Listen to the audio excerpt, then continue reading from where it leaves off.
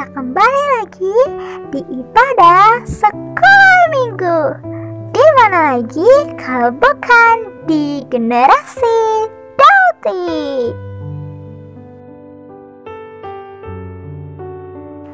Ibadah sekolah minggu segera dimulai. Teman-teman, ayo ambil Alkitabnya. Duduknya rapi. Gak boleh makan atau minum ya.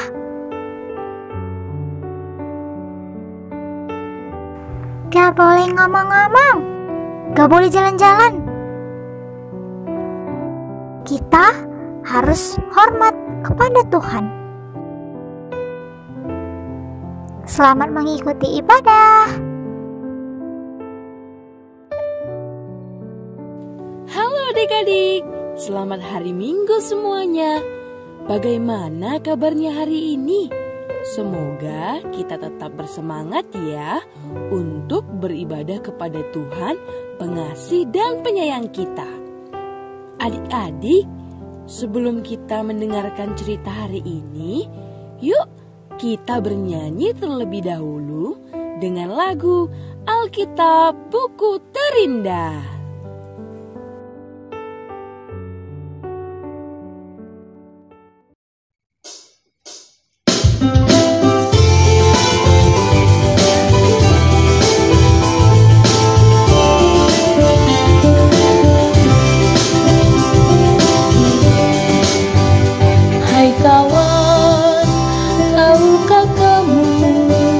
Sebuah buku yang indah dan menakjubkan, buku yang berisi kebenaran, Alkitab itulah namanya. Alkitab buku terindah, surat cinta dari Tuhan untukku dan untukmu dan semua orang. Alkitab buku terindah, beritakan keselamatan, karya Tuhan Yesus yang mulia. Hai kawan, tahukah kamu, sebuah buku yang indah dan menakjubkan, buku yang berisi kebenaran, Alkitab itulah namanya. Alkitab buku terindah, surat cinta dari Tuhan untukku dan untukmu dan semua orang. Alkitab buku terindah, beritakan keselamatan, karya Tuhan Yesus yang mulia. Karya Tuhan Yesus yang mulia. Karya Tuhan Yesus yang mulia.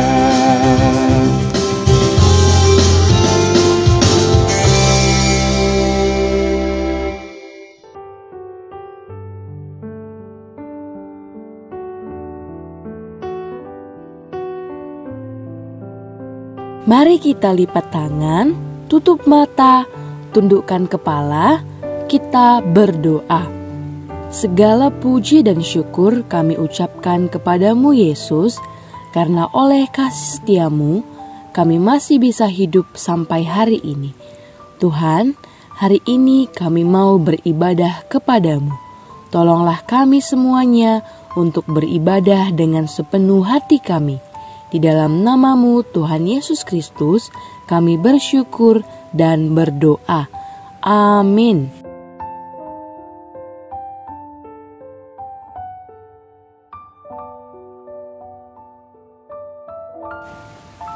Adik-adik, pernahkah kalian berjumpa atau berteman dengan orang Batak? Atau pernahkah kalian pergi ke Tanah Batak? Tanah Batak itu saat ini berada di Provinsi Sumatera Utara, Kabupaten Tapanuli Utara, adik-adik. Di sanalah dahulu para raja suku Batak tinggal dan hidup. Adik-adik, di waktu para raja Batak masih hidup, orang-orang Batak belum pernah mendengar cerita tentang Tuhan Yesus seperti kita pada saat ini. Mereka tidak tahu dan tidak percaya kepada Yesus.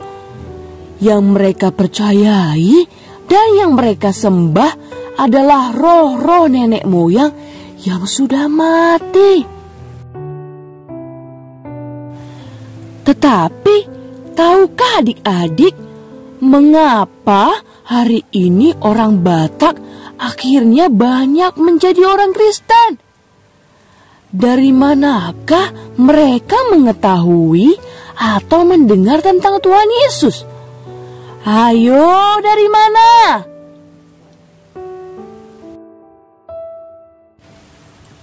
Adik-adik, inilah yang akan kita dengarkan hari ini. Namun, sebelum Miss menceritakannya, yuk kita buka Alkitab kita. Mari kita baca firman Tuhan dari Kisah Para Rasul 1 ayat 8. Adik-adik, seperti halnya murid-murid Tuhan Yesus pada zaman dulu yang pergi memberitakan tentang Tuhan Yesus ke berbagai tempat, maka pada tanggal 10 Juni 1833 berangkatlah 2 orang dari Boston, Amerika Serikat untuk memberitakan tentang Tuhan Yesus ke tanah Batak. Mereka adalah Henry Lyman dan Samuel Munson.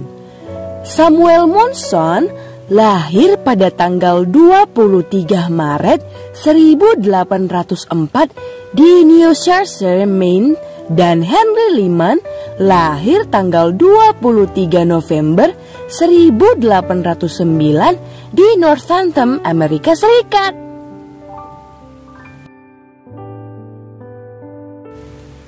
Pada saat Lyman masuk sekolah pendeta, disitulah Lyman bertemu dengan Munson. Lalu, sesudah menyelesaikan pendidikan sekolah pendetanya di Andover tahun 1832, mereka dipersiapkan sebagai pembawa berita Injil atau sebagai misionaris ke tanah Batak. Mereka berangkat dari Amerika Serikat menuju daratan Indonesia dengan menumpang kapal bernama Duncan. Perjalanannya tidak mudah adik-adik. Mereka harus menghabiskan waktu selama 3 bulan lebih berada di atas kapal hingga akhirnya mereka tiba di Pulau Jawa.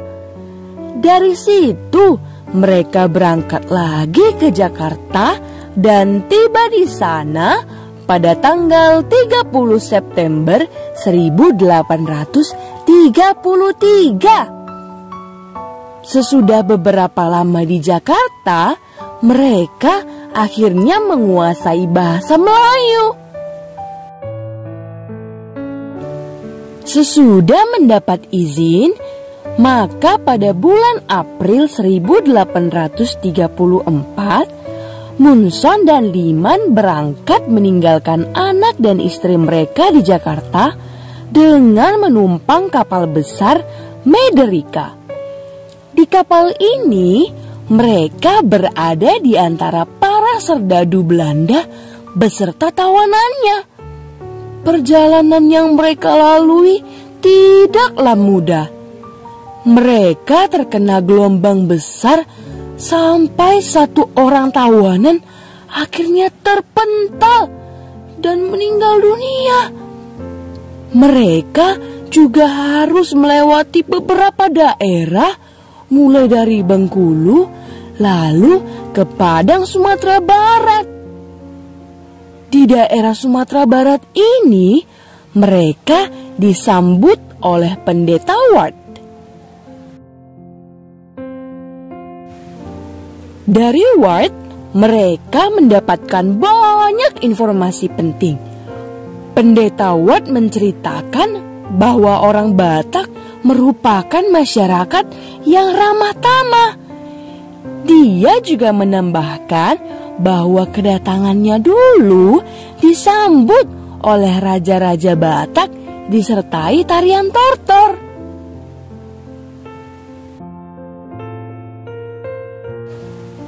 Dua bulan kemudian, pada 17 Juni 1834, untuk pertama kalinya Munson dan Liman akhirnya tiba di tanah Batak, yakni Sibolga.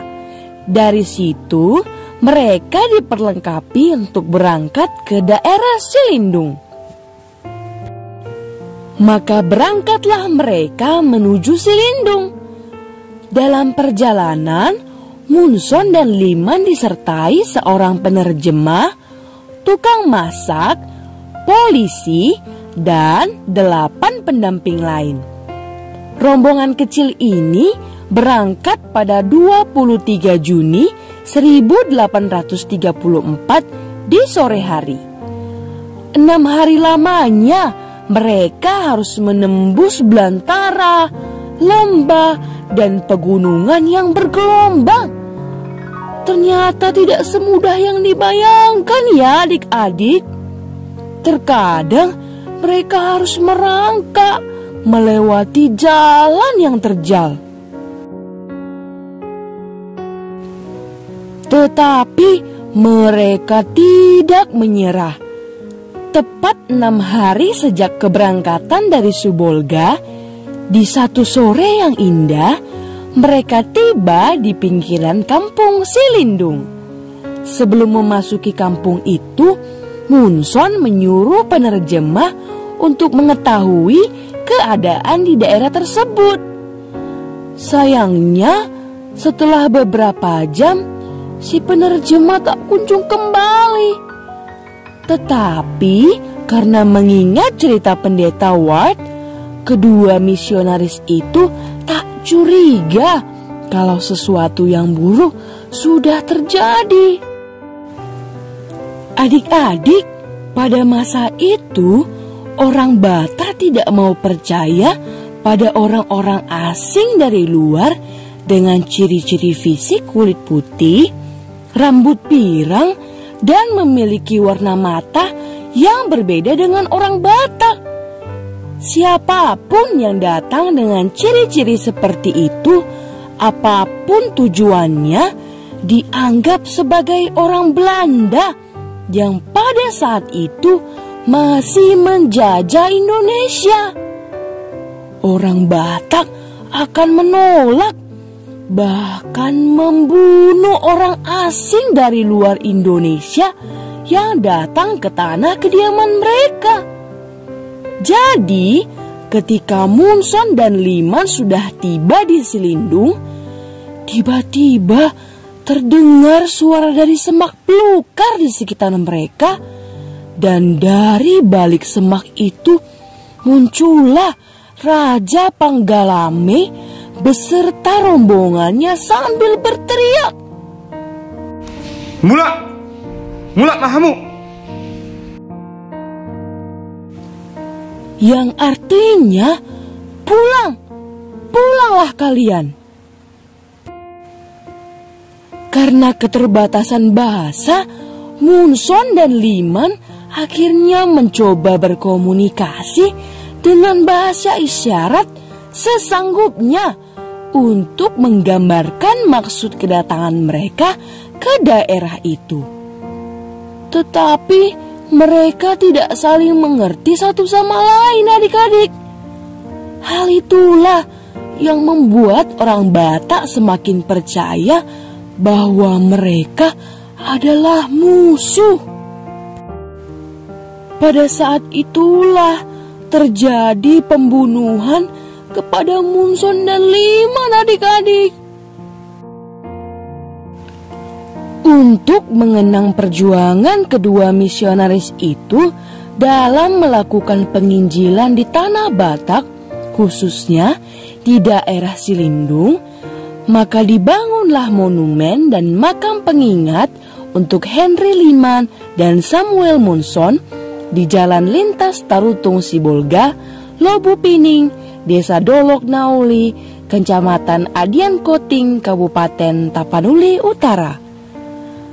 Adik-adik, sekalipun mereka mati terbunuh, tetapi perjuangan mereka tidaklah sia-sia. Oleh kebaikan Tuhan untuk orang Batak, Tuhan kembali mengutus hamba-Nya untuk memberitakan tentang kasih-Nya dan keselamatan yang ada di dalam nama-Nya. Itulah awal mulanya Injil didengar oleh orang Batak dan yang akhirnya terus diperdengarkan oleh misionaris lainnya hingga satu demi satu mereka menjadi percaya. Adik-adik, para misionaris yang pergi memberitakan Injil itu adalah mereka yang sudah mengerti dan sudah mengalami bahwa Injil itu adalah kekuatan Allah yang mampu menyelamatkan jiwa semua manusia tanpa terkecuali, sehingga kemanapun mereka mau pergi, meski banyak tantangan, bahkan sekalipun nyawa harus melayang, sama seperti yang dialami oleh Munson dan Liman. Mereka mampu melewati tantangan dan bertahan dalam penderitaan. Semuanya itu bukanlah karena kekuatan mereka, tetapi karena kekuatan dan pertolongan dari Tuhan yang hidup. Adik-adik, memberitakan Injil adalah hal yang sangat mulia dan disenangi Tuhan. Itulah sebabnya Tuhan memerintahkan semua yang sudah percaya untuk pergi memberitakan Injil kepada semua orang yang ada di bumi ini. Maukah adik-adik menjadi alat Tuhan untuk memberitakan tentang Dia? Maukah adik-adik melakukan perintah Tuhan itu? Jikalau adik-adik mau, percayalah terlebih dahulu kepada Tuhan Yesus, Sang Juru Selamat dunia. Terimalah terlebih dahulu kasih dan pengorbanannya untuk menyelamatkan jiwa adik-adik semua. Demikianlah cerita kita hari ini. Selamat merenungkan dan selamat mengulangi kembali ya adik-adik.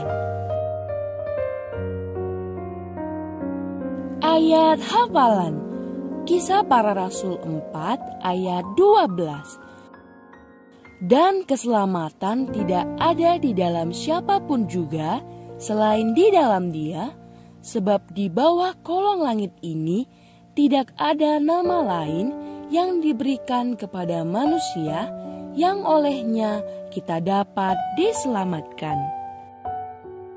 Ayat hafalan Kisah Para Rasul 4 ayat 12. Dan keselamatan tidak ada di dalam siapapun juga selain di dalam Dia, sebab di bawah kolong langit ini tidak ada nama lain yang diberikan kepada manusia yang olehnya kita dapat diselamatkan.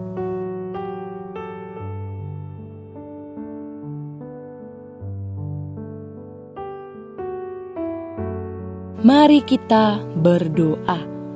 Tuhan Yesus, Juru Selamat dunia, tolonglah kami untuk percaya kepadamu, sehingga kami bisa menjadi alat-Mu untuk memberitakan Injil-Mu. Di dalam nama-Mu kami bersyukur dan berdoa. Amin.